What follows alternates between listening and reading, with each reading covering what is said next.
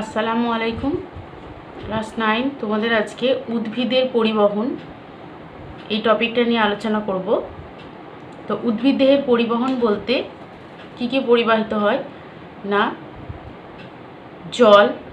জলে দ্রবীভূত খনিজ লবণ, অক্সিজেন, খনিজ পদার্থ, গ্যাস, হরমোন ইত্যাদি, এবং উদ্ভিদ দেহের পাতায় তৈরি খাদ্য যে নির্দিষ্ট পথে পরিবাহিত হয় সেইটাই হচ্ছে উদ্ভিদের পরিবহন।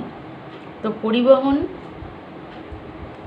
তাহলে উদ্ভিদ দেহে যে পরিবহন হয় সেই পরিবহনের কি সংজ্ঞা যদি আমরা বলি তাহলে বলবো যে পদ্ধতিতে নির্দিষ্ট পথে বহুকোষী উন্নত জীবদেহের প্রতিটি সজীব কোষে তরল মাধ্যমে খাদ্যরস, অক্সিজেন, খনিজ পদার্থ, গ্যাস, হরমোন প্রভৃতি পৌঁছায় এবং কোষ থেকে দূষিত পদার্থ অপসারিত হয়ে দেহের নির্দিষ্ট অঙ্গে প্রেরিত হয় তাকে পরিবহন বলে।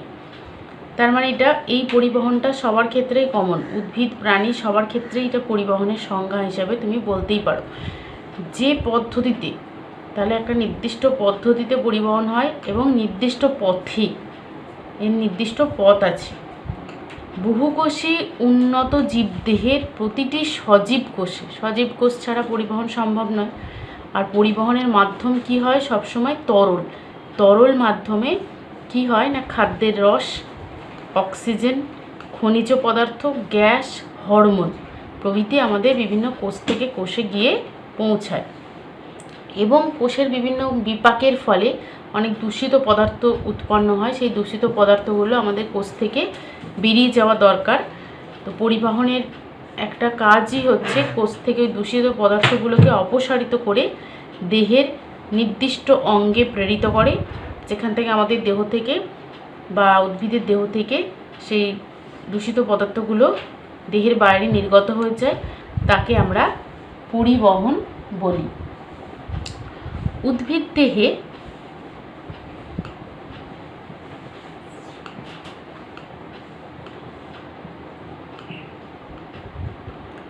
পরিবহন কার মাধ্যমে হয় না, জাইলেম আর ফ্লোয়েমের মাধ্যমে পরিবহন হয়ে থাকে। জাইলেম কলা আর ফ্লোয়েম কলার মাধ্যমে পরিবহন হয়। জাইলেমের মাধ্যমে আমরা জানি কি পরিবাহিত হয়, জাইলেমের মাধ্যমে জল পরিবাহিত হয় আর ফ্লোয়েমের মাধ্যমে খাদ্য পরিবাহিত হয়। তাহলে উদ্ভিদ দেহের পরিবহন কলার নাম কি, জাইলেম কলা এবং ফ্লোয়েম কলা।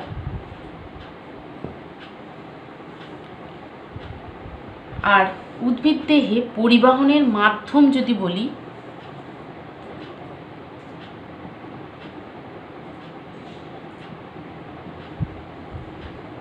উদ্ভিদ দেহে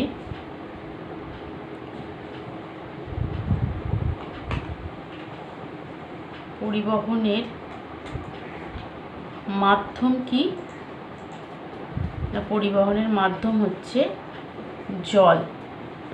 জল মাধ্যমে খাদ্যরস, জল এছাড়াও বিভিন্ন যে গ্যাস, হরমোন ইত্যাদি পরিবাহিত হয়। এবার আমরা পরিবহনের প্রকারভেদ সম্পর্কে জানব।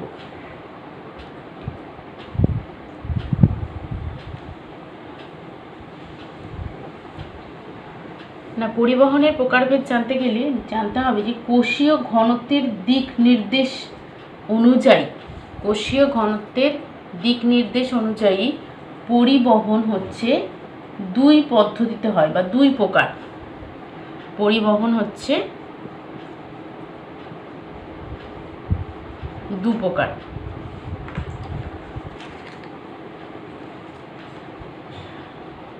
তাহলে এটা মুছি। তাহলে পরিবহন হচ্ছে দুই প্রকার। একটা হচ্ছে কি নিষ্ক্রিয় পরিবহন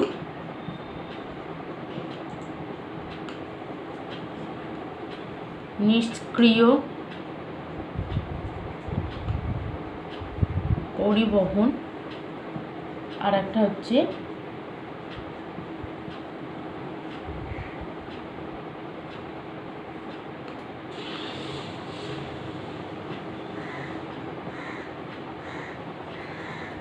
সক্রিয় পরিবহন। তাহলে পরিবহন হচ্ছে দুই প্রকার, একটা হচ্ছে নিষ্ক্রিয় পরিবহন আর একটা হচ্ছে সক্রিয় পরিবহন। তো নিষ্ক্রিয় পরিবহন ব্যাপন আর অভিস্রবণ প্রক্রিয়ায় ঘটে। নিষ্ক্রিয় পরিবহন কাকে বলি না, যে প্রক্রিয়ায় অধিক ঘনত্বযুক্ত মাধ্যম বা কোষ থেকে কম ঘনত্বযুক্ত কোষে অণুর সঞ্চালন ঘটে তাকে নিষ্ক্রিয় পরিবহন বলা হয়।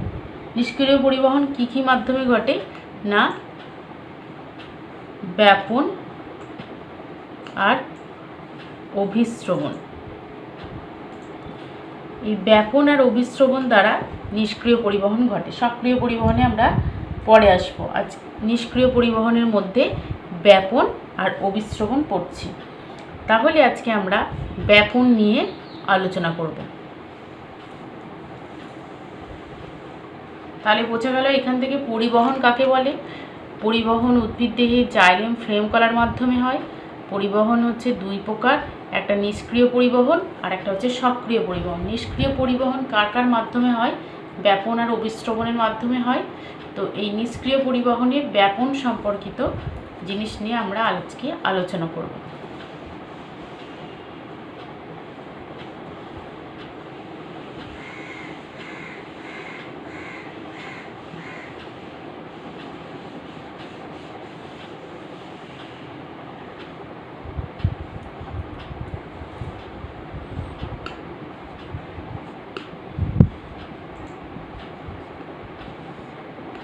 ব্যাপন, একে ইংরেজিতে বলা হয় ডিফিউশন।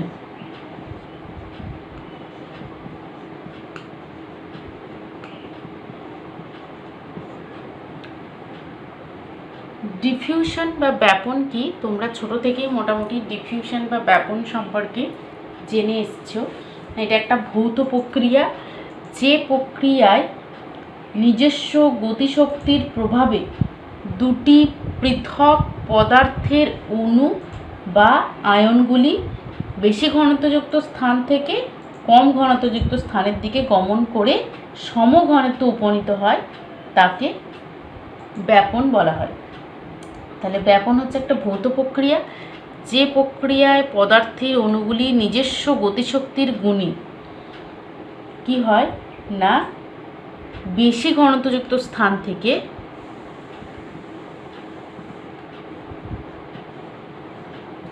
বেশি ঘনত্বযুক্ত স্থান থেকে কোথায় যায় না,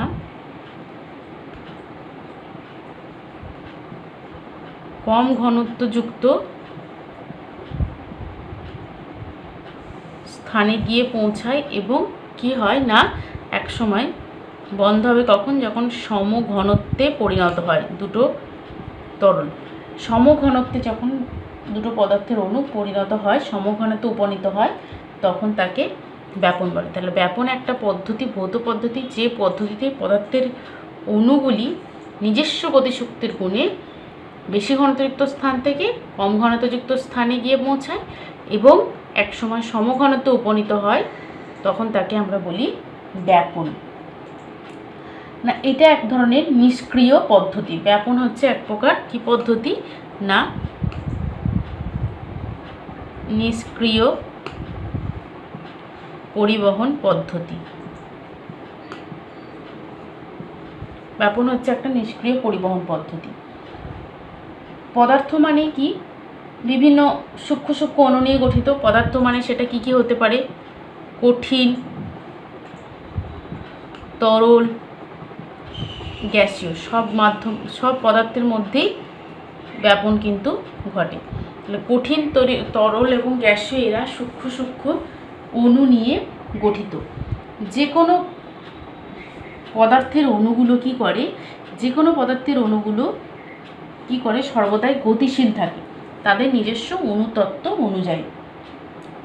যখন দুটি ভিন্ন ঘনত্বের দ্রবণ পাশাপাশি রাখা হয়, ভিন্ন ঘনত্বের দ্রবণ পাশাপাশি রাখা হয়, তখন বেশি ঘনত্ব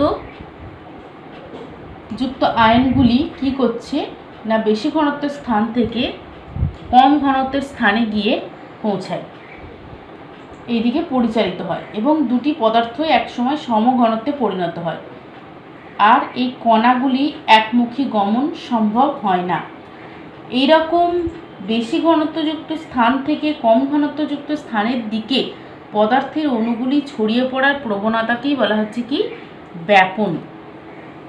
আর কি বলা হয় না, ব্যাপনের সময় অণুগুলি গতির জন্য যে চাপের সৃষ্টি হয়, অণুগুলির যে গতি, সেই গতির জন্য যে চাপের সৃষ্টি হয় তাকে বলা হচ্ছে কি, ব্যাপন চাপ বা ডিফিউশন প্রেশার। বেশ, এবার আমরা ব্যাপনের কি বৈশিষ্ট্য সেগুলো জানব।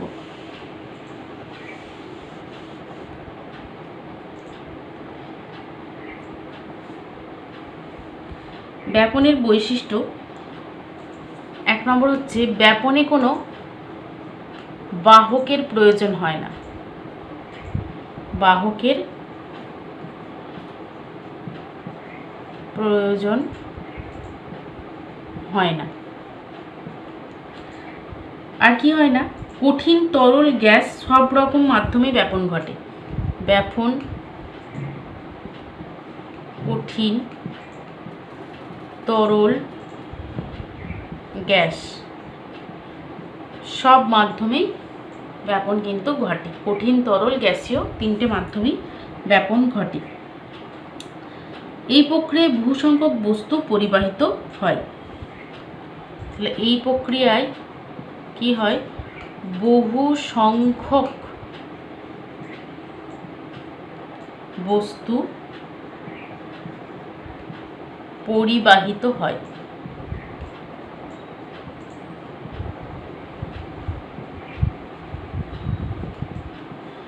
এই প্রক্রিয়ায় বহু সংখ্যক বস্তু পরিবাহিত হয়। আর কি বৈশিষ্ট্য না, এই প্রক্রিয়া কিন্তু ধীর গতিতে ঘটে।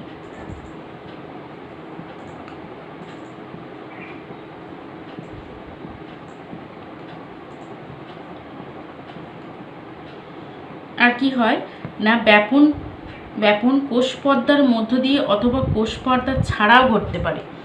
তাহলে ব্যাপন কোষ পর্দা মাধ্যমে ঘটতে পারে, কোষ পর্দার মধ্য দিয়ে অথবা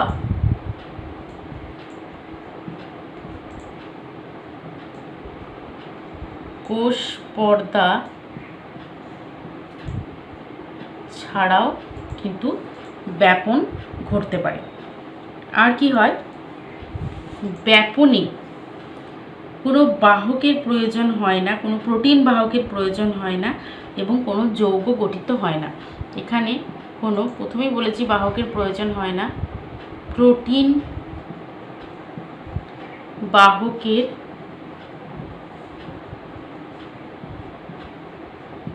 প্রয়োজন হয় না। আর কি হয় না, কোনো যৌগ গঠিত হয় না।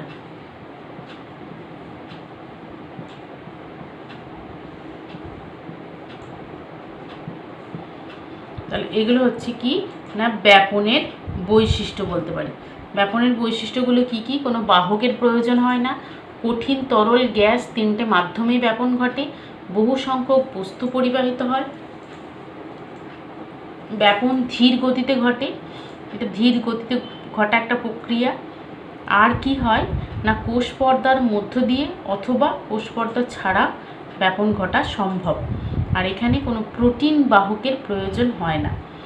আর ব্যাপন প্রক্রিয়ায় কোনো যৌগ গঠিত হয় না। এবার আমরা ব্যাপনের কি গুরুত্ব সেগুলো সম্পর্কে জানব।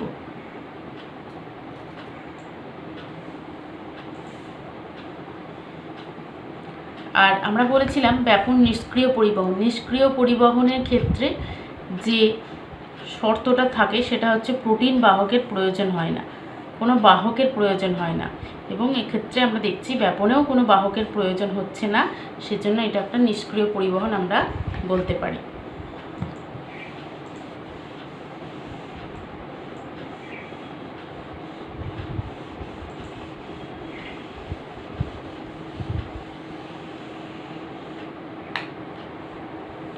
এবার আমরা ব্যাপনের কি গুরুত্ব সেটা সম্পর্কে জানব। দেখো,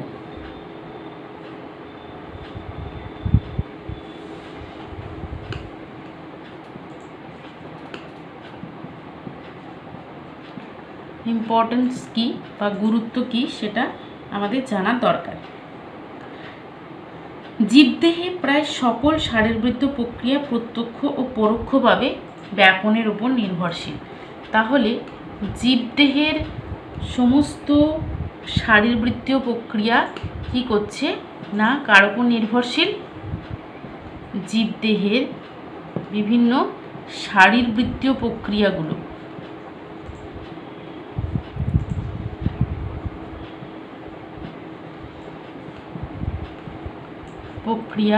কার উপর নির্ভরশীল? না ব্যাপনের উপর নির্ভরশীল। প্রত্যক্ষ এবং পরোক্ষভাবে কি হচ্ছে না জীবদেহের সমস্ত শারীরবৃত্তীয় প্রক্রিয়া ব্যাপনের উপর নির্ভরশীল।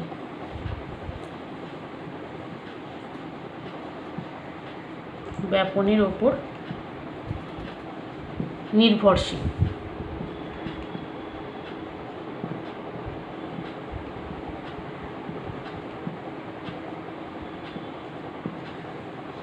আর কি না পরিবেশ থেকে বিভিন্ন গ্যাসের গ্রহণ এবং কলাকষে এদের বিনিময় ব্যাপন মাধ্যমে ঘটে।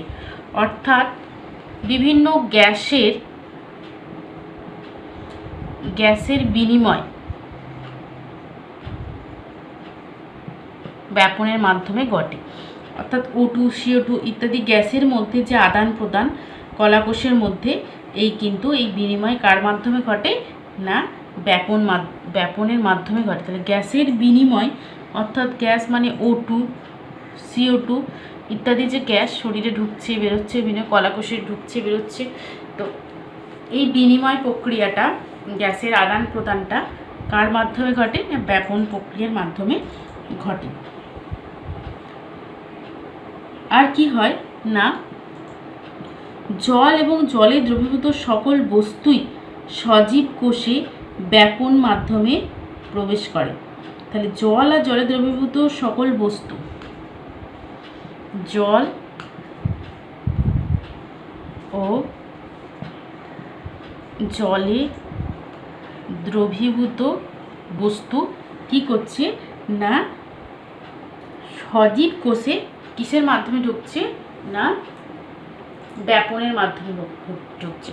জলে দ্রবীভূত কি না সমস্ত জিনিস ব্যাপন মাধ্যমে কোষে প্রবেশ করে। জল আর জলে দ্রবীভূত বস্তু ব্যাপন মাধ্যমে কোষের মধ্যে প্রবেশ করে। এটা একটা গুরুত্বপূর্ণ কাজ। আর কি করে? খাদ্যের সরল অংশ ব্যাপনের মাধ্যমে প্রবাহিত হয়। তাহলে খাদ্যের সারাংশ বলতে পারো বা খাদ্যের সরল অংশ ব্যাপনের মাধ্যমে পরিবাহিত হয়ে বিভিন্ন কোষে প্রবেশ করে এবং কি করে? বিপাকে অংশ নেয়। তারপরে কি হয়? বিপাকের ফলে উৎপন্ন রেচন পদার্থ বা দূষিত পদার্থ কি হয়? ব্যাপন প্রক্রিয়ায় কোষ থেকে নির্গত হয়ে যায়, কোষ থেকে অপসারিত হয়ে যায়।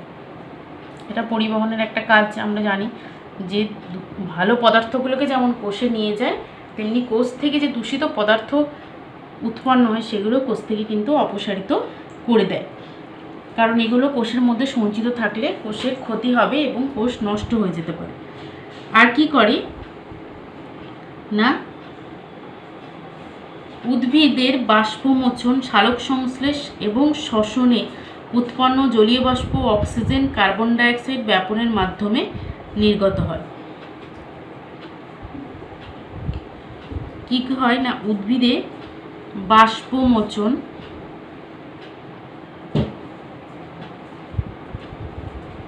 তারপরে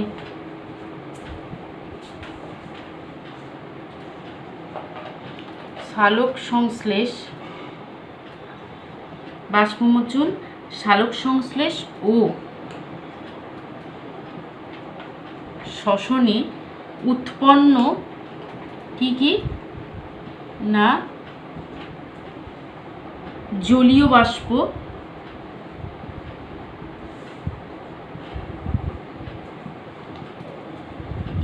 বাষ্প, অক্সিজেন, কার্বন ডাইঅক্সাইড ব্যাপনের মাধ্যমে কি হয়ে যায়, নির্গত হয়। এরা কি হয়, ব্যাপনের মাধ্যমে কোষ থেকে নির্গত হয়। তাহলে এটা ব্যাপনের একটা গুরুত্বপূর্ণ কাজ না। বাষ্পমোচন, এগুলো দেখো উদ্ভিদের সব শারীরবৃত্তীয় প্রক্রিয়া। বাষ্পমোচন, সালোক সংশ্লেষ এবং শ্বসনের ফলে যে সমস্ত, বাষ্পমোচনের ফলে জলীয় বাষ্প উৎপন্ন হয়, সালোক সংশ্লেষের ফলে অক্সিজেন, শ্বসনে কার্বন ডাইঅক্সাইড, এই যে পদার্থগুলো উৎপন্ন হয় এরা কিন্তু কোষ থেকে ব্যাপন প্রক্রিয়ায় দেহ থেকে নির্গত হয়ে যায়। আর কি হয় না, আমি প্রথমের পয়েন্টগুলো বা এই পয়েন্টগুলো মুছছি।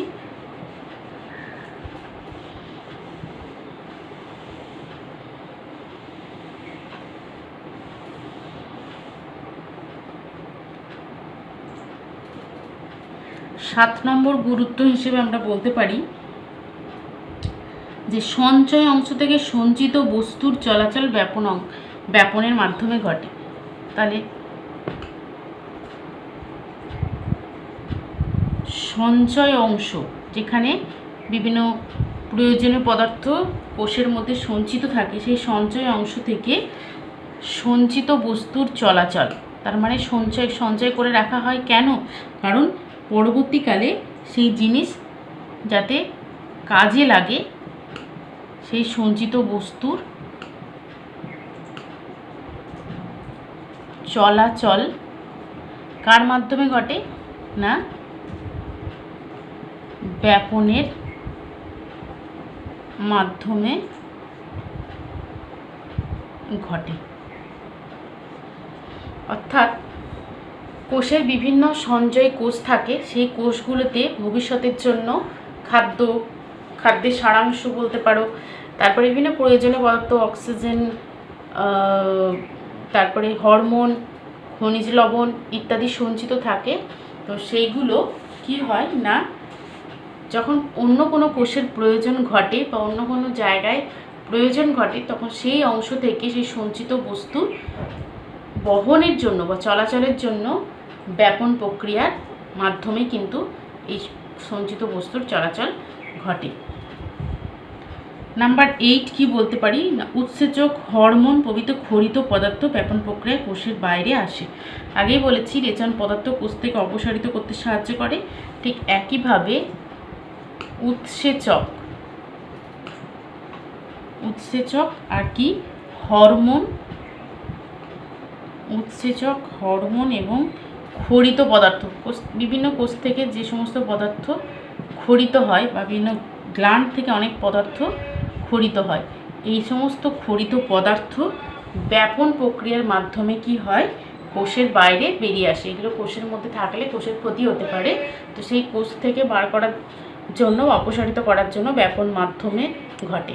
তাহলে এই হচ্ছে ব্যাপনের গুরুত্ব। তাহলে আমরা পরিবহন সম্পর্কে আজকে জানলাম, উদ্ভিদের পরিবহন বা জীবদেহের পরিবহনের সংজ্ঞা জানলাম। পরিবহনের সংজ্ঞা জানার পর কি জানবো, যে পরিবহনের প্রকারভেদ কয় প্রকার, সক্রিয় এবং নিষ্ক্রিয় পরিবহন। নিষ্ক্রিয় পরিবহন কোন কোন মাধ্যমে ঘটে আমরা জানলাম, ব্যাপন, অভিস্রবণের মাধ্যমে ঘটে। আর এই ব্যাপন নিয়ে আমরা মেনলি আলোচনা করলাম, ব্যাপন কাকে বলে, ব্যাপনের বৈশিষ্ট্য কী এবং ব্যাপনের গুরুত্ব কী। তাহলে তোমরা এখান থেকে যে কোয়েশ্চেনগুলো করবে সেগুলো হচ্ছে উদ্ভিদের পরিবহন বলতে কি বোঝো। আমি কোয়েশ্চেনগুলো লিখে দিচ্ছি, এই কোয়েশ্চেনগুলো খাতায় লিখে আমাকে সেন্ড করবে। এক হচ্ছে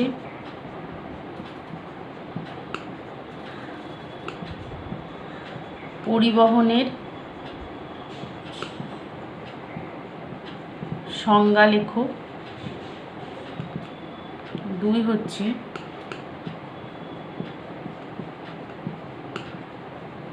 পরিবহনের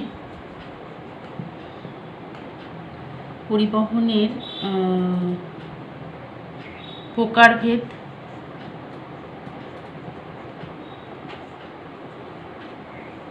বা পরিবহন কয় প্রকার ও কী কী, পরিবহনের প্রকারভেদ লেখো।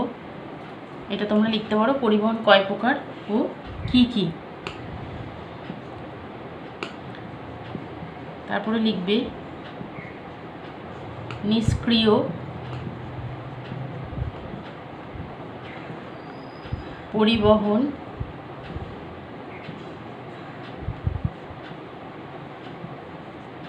কোন কোন প্রক্রিয়ায় ঘটে,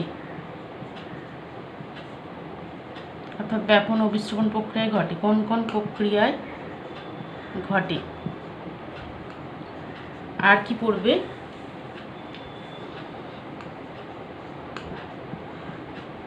ব্যাপনের সংজ্ঞা লেখো।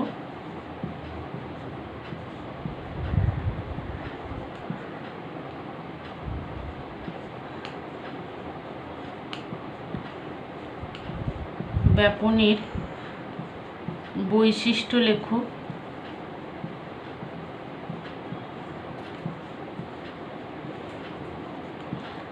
আর লাস্ট কোয়েশ্চেন পড়বে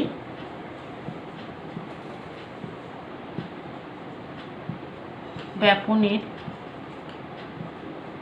গুরুত্বগুলি লেখো।